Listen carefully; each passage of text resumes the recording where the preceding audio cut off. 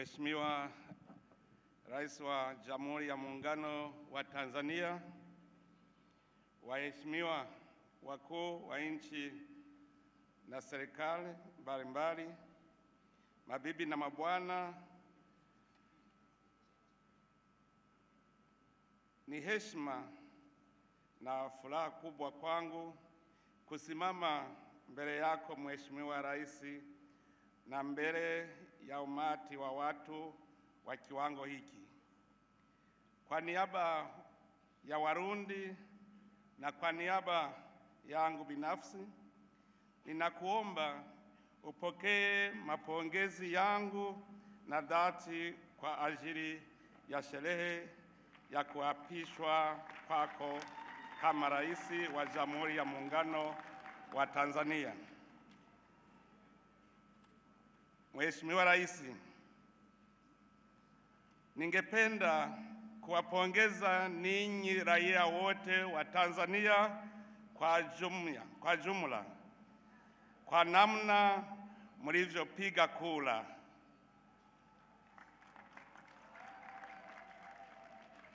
Katika ulimwengu wa leo, mnajua kwa wananchi upigaji kura ni kama mtihani. Mmefaulu mtihani, hongera sana. Tunawaahidi kama Warundi kuwa pamoja nanyi na kutumika pamoja na viongozi wenu katika harakati zote ambapo tutahitajiwa. Mheshimiwa Rais, Warundi na Watanzania ni ndugu, na undugu huyo sio kitu kilichoanza leo, bali ni kabla hata kupata uhuru.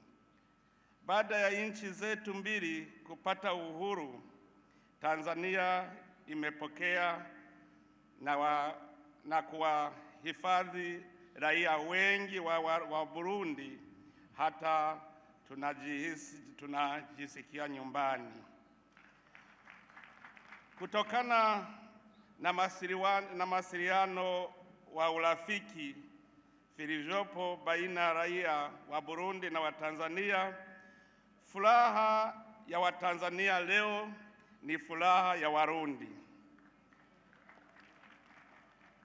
Mawasiliano hayo yana msingi ya historia ndefu ambayo Warundi na Watanzania wanachangia. Licha ya kuwa jirani, tuko ndugu, tuko pamoja kama mti na gamba, na ni mwendeo unaostahiki kuigwa na vizazi vijavyo.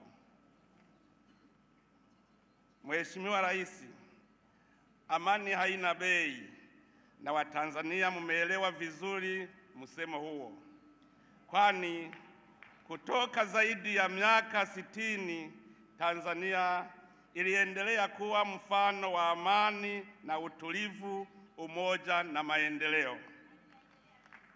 Kwa hiyo, katika muhula unaoanza leo na hata baadaye, tunaitakieni Tanzania kuendelea na mfumo huyo, yaani nchi ya amani, utulivu, ukarimu, maridhiano na maendeleo.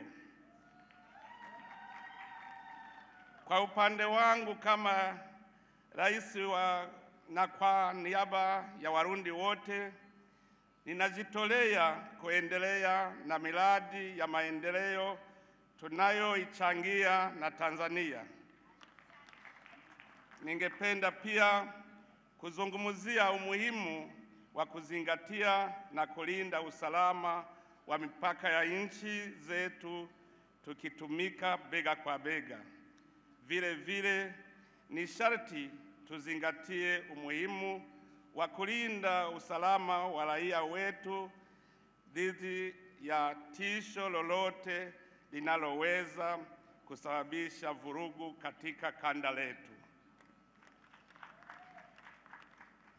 Mheshimiwa Rais, nina uhakika ya kwamba chini ya uongozi wako wenye maono maalum, Tanzania itaendelea kuwa nyota kwenye njia ya kudumisha amani, kuimarisha maendeleo na umoja wa kikanda. Kwa kumaliza, Mheshimiwa Rais, ninasisitiza mapongezi yangu kwa sikukuu hii. Ninakutakia tena kila laheri katika utimilifu wa dhamira kuu, dhamira ya kuwa nyota ya raia wa Tanzania hata na bara Afrika. Mwenyezi Mungu abaki nanyi wa Tanzania leo na hata milele. Asanteni sana.